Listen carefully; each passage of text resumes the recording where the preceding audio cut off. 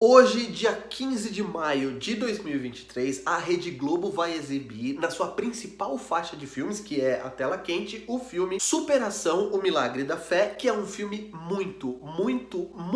evangélico. E aí eu fico pensando e pergunto pra vocês aqui, vocês acham certo que um filme que tem uma agenda religiosa muito evidente seja exibido numa faixa tão popular na TV aberta assim? E você que é evangélico, responda essa pergunta pensando não em um filme que corresponda aos seus valores. Se fosse um filme que estivesse pregando abertamente os valores, as tradições, os rituais do candomblé, você aprovaria? Você acharia que tá legal? Porque a religião evangélica não é apenas o pano de fundo desse filme, que se assume como um filme panfletário e evangelista do início ao fim. John Smith, Marcel Ruiz, é um adolescente indisciplinado que tem uma única paixão, o basquete. Certo dia, ele sofre um acidente em um lago congelado e entra em coma. Quando a medicina dá seu caso como perdido, sua mãe Joyce, Chrissy Metz, inicia uma, abre aspas, luta de fé, fecha aspas. Esse é um filme que, pra quem conhece um pouco da ambientação, do contexto, do dia a dia